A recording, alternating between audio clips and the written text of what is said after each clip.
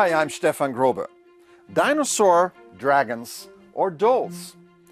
Chemicals that pose risks to children's health and development will now be banned from toys sold in the European Union.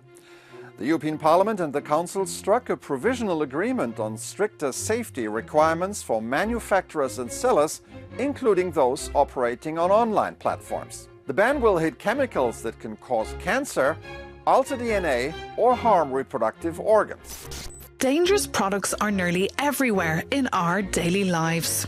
Most of them are found in cosmetics, 36% according to the European Commission.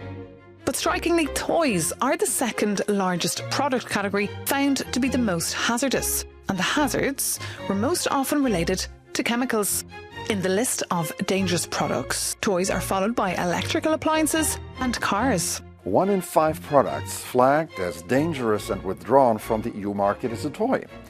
That's why, before introducing a toy to the market, manufacturers will now be required to carry out safety assessments covering all potential risks. The toys now need a digital product passport in the form of a QR code showing they meet safety standards. That, of course, begs the question, have people been aware of the inherent danger in toys? I think the rules are already pretty strict, so I think they should maybe be more strict on Temu and the Chinese web shops.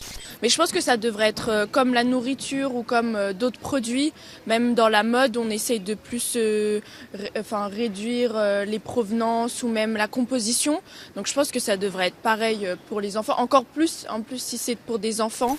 En cualquier caso, los padres siempre comprobamos que los juguetes no tengan ninguna cosa que pueda arrancar, que pueda tragar, que pueda... Yo creo que en general sí que son seguros. Lehetőleg olyan anyagból készüljön, ami ha nem is azonnal, de mondjuk 10 év múlva se okozzon semmilyen mondjuk fejlődési problémát, vagy bármilyen egészségkárosító hatása ne legyen ezeknek a játékoknak. Igyekszek olyan külföldi, hogy mondjam, Európai Unión kívüli webshopokból nem rendelni, mondván, hogy az Európai Unióban csak szigorúbban szabályozott. Let's bring in Gerardo Fortuna now, who has covered this story for Euronews. Gerardo, good to see you. What is the backstory of these rules right now? These are the kind of EU rules that needs a refresher from time to time.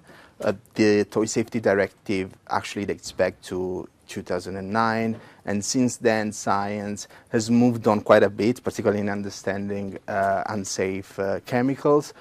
For instance, all the rules didn't cover things like endocrine disruptors, which are affecting hormones, or also PFAS, the so-called forever chemicals, and now they're both banned. This ban on toxic chemicals, was there any resistance?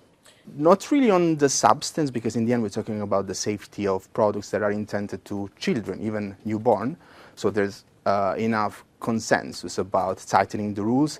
The real issue was more on the enforcement. Consumer groups made it very clear it's not how strict the rules will be, but how you can enforce them. And particularly with the rise of online marketplaces, it's very difficult for market surveillance authorities to check on every toy entering the EU market. So I think that the challenge lies more on enforcement. That's a good point. Many of the hazardous toys come from China and are sold on Chinese marketplaces, platforms like Temu. How are these toys going to be monitored? This is indeed the key part of the new rules.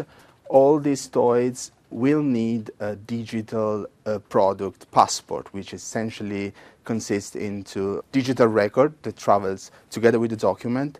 So this would make easier for customs or market inspectors to check on the toys. And at the same time, the rules make sure that this big platform complies with the EU broader laws, such as the Digital Service Act, the DSA, so that even big platform will comply with the same rules as everyone else. But even the best safety legislation cannot prevent some from selling illicit toys, which is why Europol has issued guidelines on how to recognise fake toys. If the price is too good to be true, if mandatory labels are missing, if the toy is sold in a clear plastic bag instead of regular packaging, Or if the brand name or instructions contain spelling mistakes, then don't buy it. Joining me now is Marion Walzmann, Vice Chair of the Legal Affairs Committee in the European Parliament and the lead negotiator on the toy safety file. Welcome to the program. So, zunächst mal gab es in dieser Sache eine breite politische Unterstützung und Zustimmung. Ja, es gab eine breite politische Zustimmung zu der Gesetzgebung, sowohl zu dem Kompromissvorschlag, auch zu der Tatsache, dass man jetzt eine Verordnung verabschiedet hat. Und es war breiter Konsens, dass die bisherige Regelung, die aus dem Jahr 2009 stammt, absolut überarbeitungsbedürftig ist. Und auch die Veränderung von der Richtlinie zur Verordnung war allgemein konsensfähig. Was steht hinter der Einführung eines digitalen Produktpasses? Der digitale Produktpass wird es zukünftig viel, viel leichter machen, nachzuvollziehen, ob Spielzeug auch gesetzeskonform hergestellt wurde und sowohl für die Verbraucher einen Mehrwert bieten, die Informationen über Bestandteile, Inhaltsstoffe und anderes erhalten, aber auch die Kontrollbehörden, die Marktüberwachungsbehörden natürlich einfacher auch nachvollziehen können, ob der Hersteller sich an die Qualitätsvorgaben gehalten hat. Sie haben die Hersteller angesprochen. Wie viel Zeit bekommen die Unternehmen, um ihre Produktion anzupassen? Uns war es sehr, sehr wichtig, dass diese Verordnung dann auch ordentlich umsetzbar ist. Und dazu braucht man eben eine Übergangszeit von 54 Monaten, das heißt 4,5 Jahre, um alle technischen Anpassungsprozesse vornehmen zu können. Ich wollte es nochmal ansprechen. Wie sehen jetzt die nächsten gesetzlichen Schritte aus? Also der nächste Schritt ist, dass noch einige technische Nachbesserungen, Formulierungen gemacht werden müssen.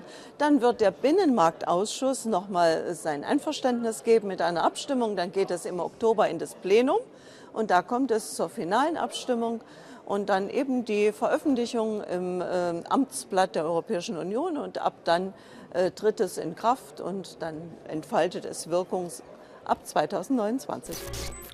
With the revised rules, the European Union is giving children the safest toys possible.